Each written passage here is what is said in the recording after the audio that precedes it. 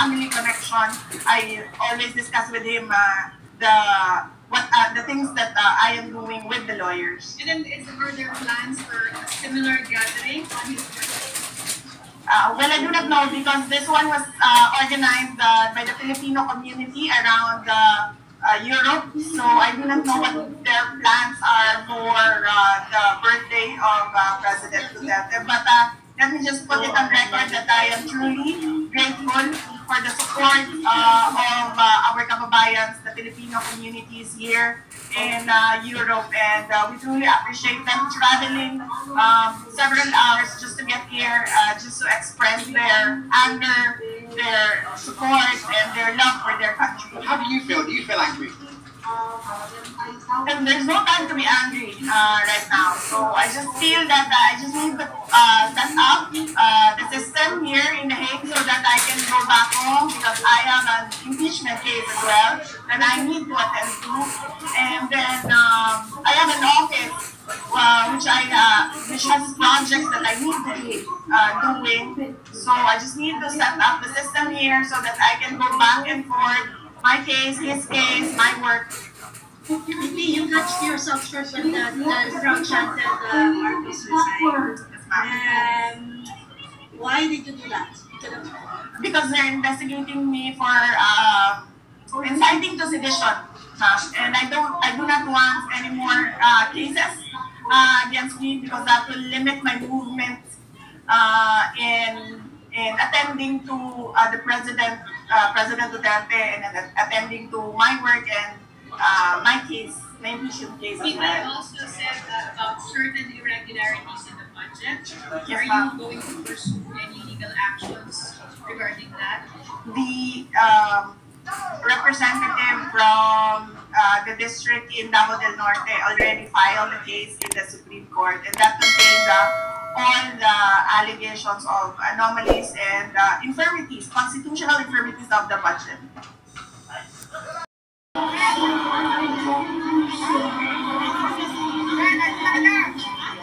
Hindi magpanig dahil very good.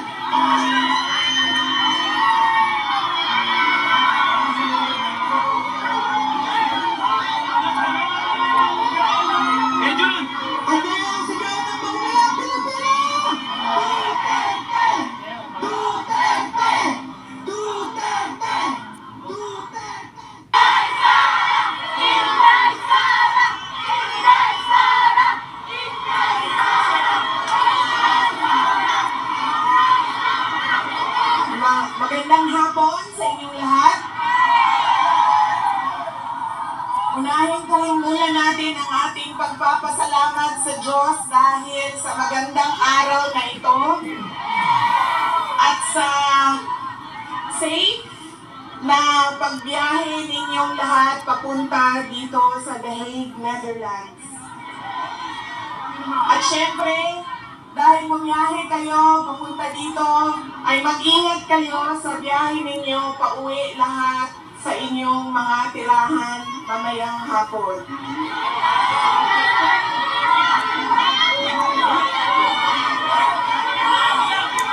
Susunod po ang pagpapasalamat ko sa Dutch Police sa kanilang pagtulong sa atin na mabuo yung programa ngayong hapon na ito at sa pagpahintulot na tayo ay magkaroon ng rally para kay Pangulong Rodrigo Duterte. Maraming salamat po sa Dutch Police and of course sa local government ng The Hague at sa Foreign Ministry ng the Netherlands. Maraming salamat sa kanila.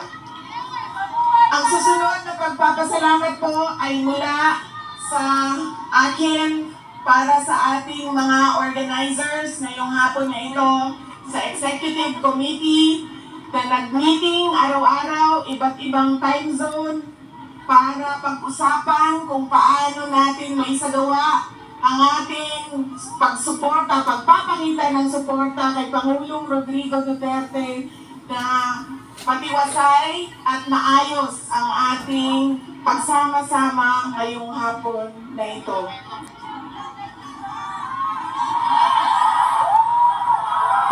Duterte!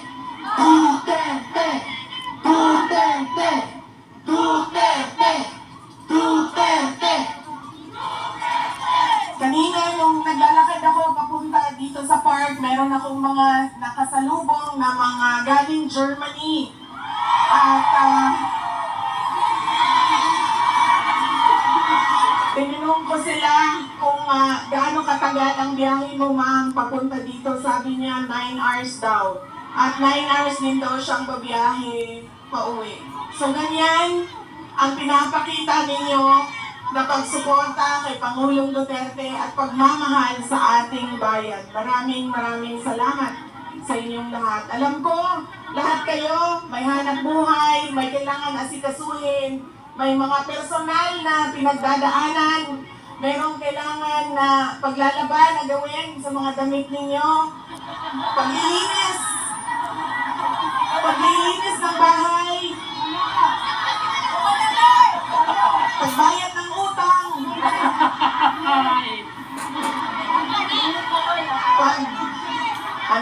pagtawad sa inyong mga mahal sa buhay doon sa Pilipinas, ay nandito kayo ngayong hapon na ito at ibinigay ninyo ang oras ninyo at panahon ninyo para mapag-usapan natin ang estado ng ating mahal na bayang Pilipinas. Maraming salamat po sa inyo.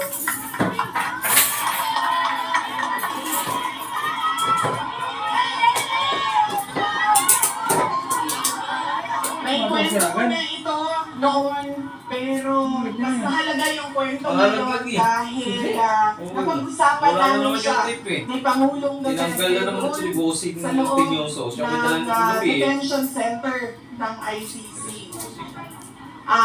Noong ako ay bata pa, lagi sinasabi ng hindi niya sinasim yung generation ng pala ko, 1950s, Sila nang mamawis nagsiya ako. Na ini-explain natin sa ating mga anak kung Hindi nakita ang susi.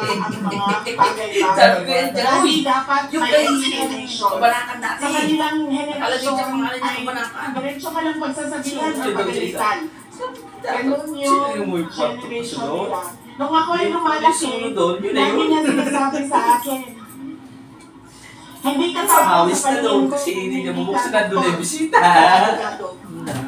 Andun na yung lagi niya yung paulit siya na kasi maglulong doon, bosin habang na ako ng Navy. ay Kaya pinal ka na yun, tanawat na lagi niya pangalan doon. sinasabi, pag hindi ka natapos ng pag-aaral mo, magiging abo ka dyan sa gilid ng daan. He always emphasized that you mean nothing to the world if you do not finish your education. That was his, that is my greatest gratitude to my father. The emphasis he gave in education. Wala namang problema sa akin yun nung ako ay lumalaki dahil gusto ko din naman talaga maging doktor. Kaya on that point, pareho kami na hindi ako yung pinipilit ng mga magulang na magdoktor ka kahit ayaw. So walang naging problema sa amin doon. Pero nung hindi man naging successful yung aking pagpasok sa medisina, ay lumipat ako sa pagiging abogado dahil binigyan din naman ako ng option ng aking tatay na pwede ang abogado. Yun lang ang katanggap-tanggap sa kanya, maging abogado o maging doktor. Noong nakapag-usap kami, noong isang araw, sabi niya sa akin, naging forceful ba ako, mapilit ba ako sa pagsabi ko sa'yo na maging abogado ka? Sabi ko, oo. Sinasabihan mo ako, pinapagalitan mo ako. Lagi. Kinento ko sa kanya na isang beses, hira akong umiyak. Pero isang beses, dahil nalaman ko na hindi ako makakatuloy sa 4th year law school dahil meron akong isang bagsak na subject. Wala akong ibang masabihan ng sakit na nararamdaman ko.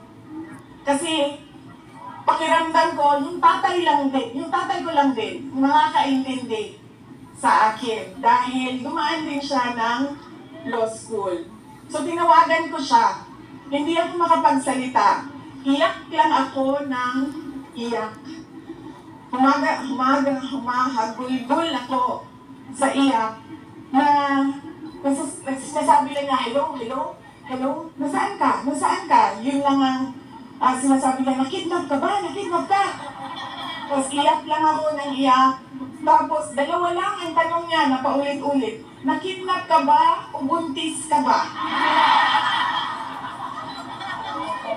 At that point na paulit-ulit na niyang tinatanong kung buntis ba ako, sabi ko na sa kanya, pa, hindi naman siguro umiiyak ang babaeng buntis.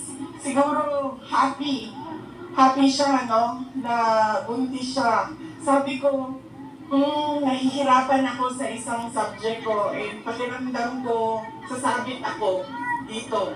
Tapos ang sagot lang niya sa akin ay, sabi niya, yun lang pala bakit mo ko tinatawagan? Mag-aral ka na.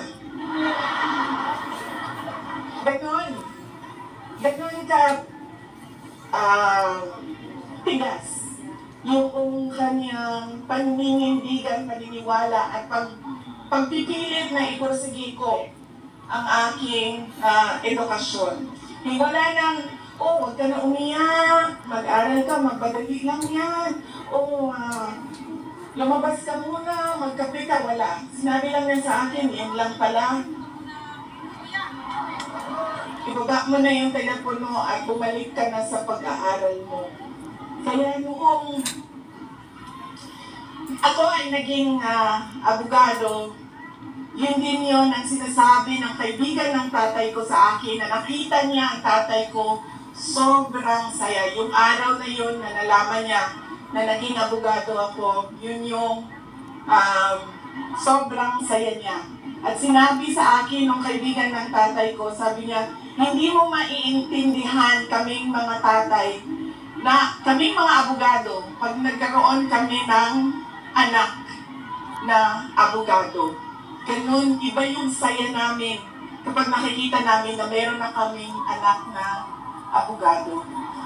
Sabi niya sa akin doon, sabi niya, pilit ba kita? Sabi ko, hindi lang pilit. Sinigawan mo ako at pinaiyak mo ako ng maraming beses dahil sa edukasyon at sa pag-aaral. At sabi niya, buti na lang dahil meron akong abogado ngayon na anak na pinutusan ko yan. Kausapin niyang mga buwis dyan. At umiitik siya. He smiled.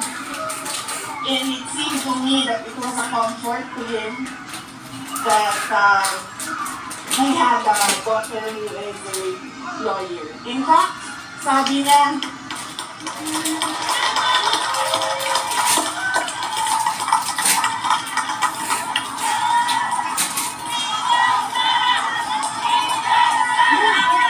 Inday Sara Duterte!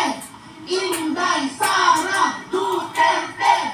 Inday Sara Duterte! Sabi niya, lagi, pagka mapasok ako doon at nagkakaroon kami ng oras na makapag-usap, sinasabi niya, kailan ka ba uwi ng Pilipinas? Anong date ka uuwi ng Pilipinas? Anong ginagawa mo dito? Bakit hindi ka pa umuwi sa Pilipinas? Sinasabi ko sa kanya, inaayos ko lang yung sistema dito, at pagkatapos inaantay ko yung mga kapatid ko na pumunta dito. At sinabi niya, ito din, may papangat din, or diretso din, bullseye din sa edukasyon. Sabi niya, sabihan mo si Paulo na okay lang ako. At huwag siyang pumunta dito hanggang hindi matapos ang eleksyon at maging congressman siya ng 1st District ng Davao City. At sabi niya, sabihin mo kay Baste, hindi siya pwedeng pumunta dito hanggang hindi matapos at ma-elect siyang Vice Mayor ng Davao City. Ito ang pinakamatindi dahil pinagtatawanan namin siya sa group chat namin. Kaming magkakapatid, 4, meron kaming group chat. Dahil ang sinabi niya kay Veronica, sabi niya, sabihin mo kay Kitty, hindi siya pwede bumisita dito hanggang hindi siya abogado.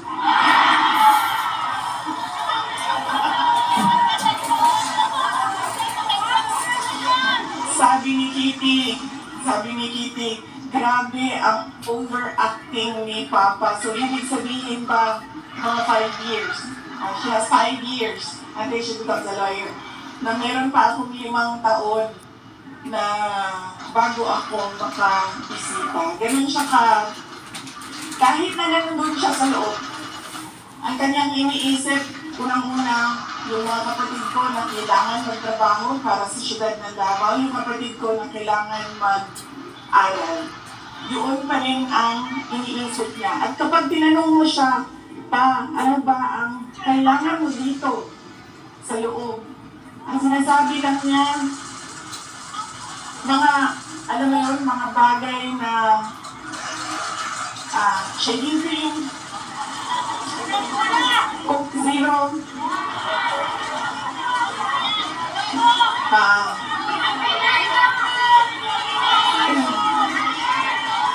tumigil na siya sa kakahingi ng Pinoy na ulam dahil parang hindi talaga kaya nung nagluluto sa loob Pinoy na ulam. Pero nagpadala ako kahapon ng PDF file ng mga recipes na pwedeng sundin nung nagluluto.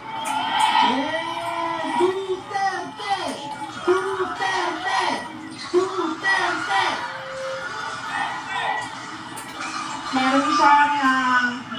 Meron siyang hilig sa Coke Zero at yun lang yung hingi niya. May shopping list doon sa loob. At sabi niya doon sa guardia na sunod mo dyan 2 case ng Coke Zero. Dahil darating ang eleksyon, mag-mayor pa ako ng siyudad ng Davao. Bring him home! Bring him home! Bring him home!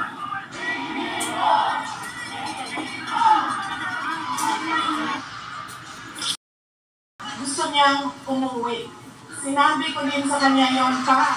Sabi ko, yung kagustuhan mo na umuwi, yan din yung katapusan ng buhay mo. Magiging Pinoy Aquino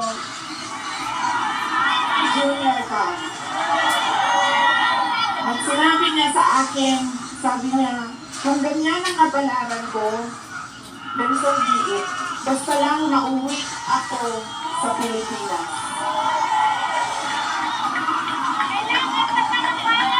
Kaya,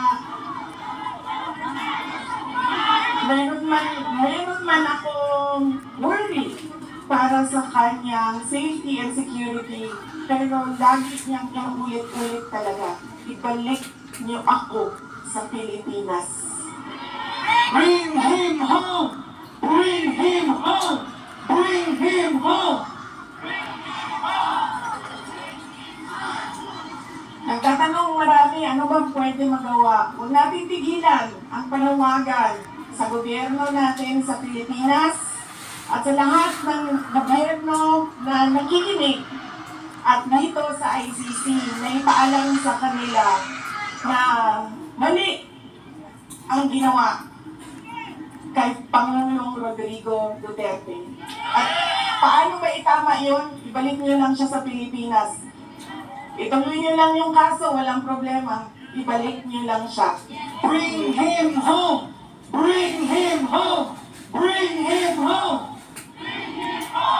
Okay na mo sa init?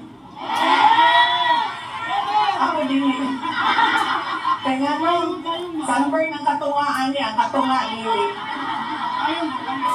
Okay lang. Ayaw mo. Hindi, okay lang, okay lang. Iwangan lang pa mo. Nakarin yung sunblock ni Roble. Okay lang, sir. Kaya hindi nila makita na kung ang natak mo magkalit sa... Oo. Okay? O sa papay, ano pa ang pwede natin gawin?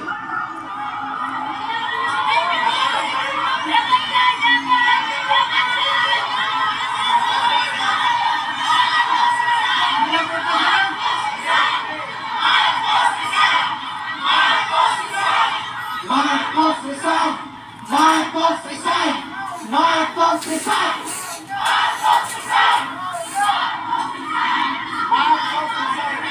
Kayo nagsabi niyan, hindi ako Bukas, suspended na kayong lahat. Natulong na kayong lahat sa sedition. At kayo, ayun, hindi na kayo makakauwi dahil tinulong na kayo sa ALSA.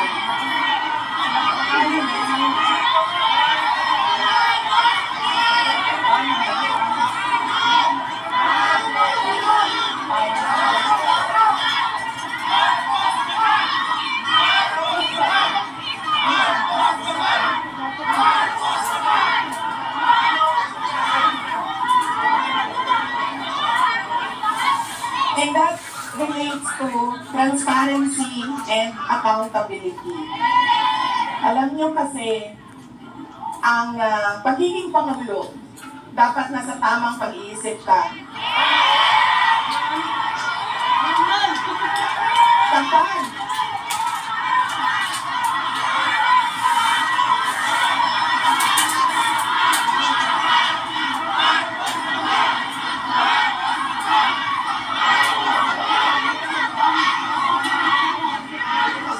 Dahil nasa mga polisiya mo at desisyon mo ang kinabukasan ng kabataan at ng bansa. Kaya yung pagsasabi na hindi mahalaga ang drug test sa aking kapasidad at abilidad na mamuno is tantamount to betrayal of public trust. Dahil kailangan malaman ng taong bayan na nasa ayos ang iyong decision making.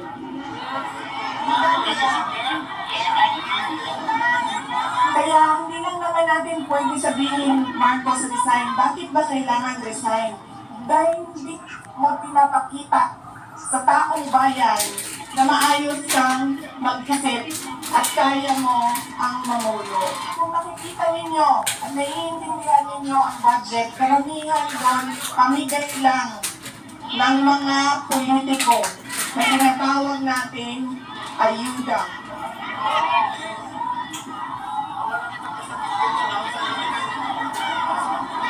Tumakbo kami sa plataforma ng unity at continuity. Continuity, kasali na doon ang big ticket projects o mga build projects ni Pangulong Duterte. Pero wala kayong nakikita ngayon na development projects. Dahil lahat yon ay nakatago sa mga proyekto kaya gawin nila at hindi nila ma-deny ito dahil nakikita ninyo sa papel. Kaya mo laging bumukontra sa akin dahil nakikita sa papel. Ang ginawa nila, kumuha sila ng sarili nilang listahan. Doon nakikita mo, pinaghati-hatian nila ang school building program at in-attach nila sa General Appropriations Bill na sinabmit nila sa Senado. Sinabi namin sa mga senators, nakita niyo ba kung anong ginawa? Sabi nila, oo, nakita namin kung anong ginawa ng House of Representatives. Sabi ko, please, hindi natin masasolve ang problema ng school building program kung ganito lagi ang nangyayari sa budget ng new construction. Meron pang ibang problema sa loob ng budget.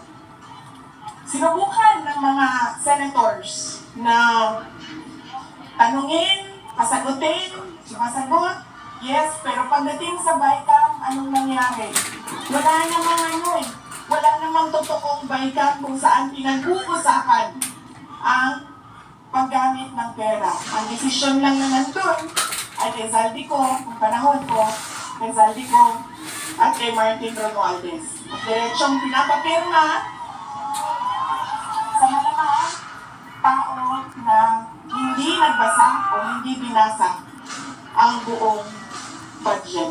Kaya walang nakakita o hindi nila nakita dahil hindi naman binasa na may blanco doon at pwedeng lagyan ng kahit anong amount yung mga blanco sa budget.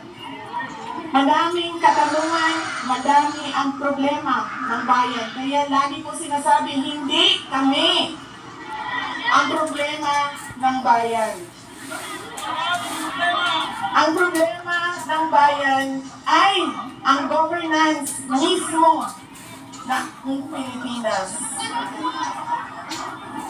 Yan ang problema ng bayan. At dahil may problema sa gobyerno, ay tuloy-tuloy ang kahirapan doon sa ating bayan. Nakikita niyo yan dahil dumadami ang nakikipagsapalaran sa ibang bansa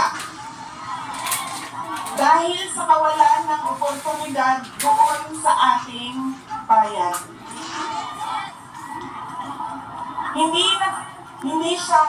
We should not be proud that we are exporting our countrymen, our workforce abroad. Dahil, wow, ang daming dollars na pumapasok sa Pilipinas dahil sa padala. Hindi yan siya nakakatuwa. Dahil ang isang bansa, dapat meron siyang oportunidad na binibigay sa kanyang mamamayan. Hindi lang yan. Decent housing, decent order, quality healthcare. Nakikita nyo yan dito sa mga bansa kung nasaan kayo. At kaya kayo nandito dahil hindi nyo yan nakikita doon. And apparently, tayo lang yung nakakita, yung nakaupo doon, hindi nila nakikita.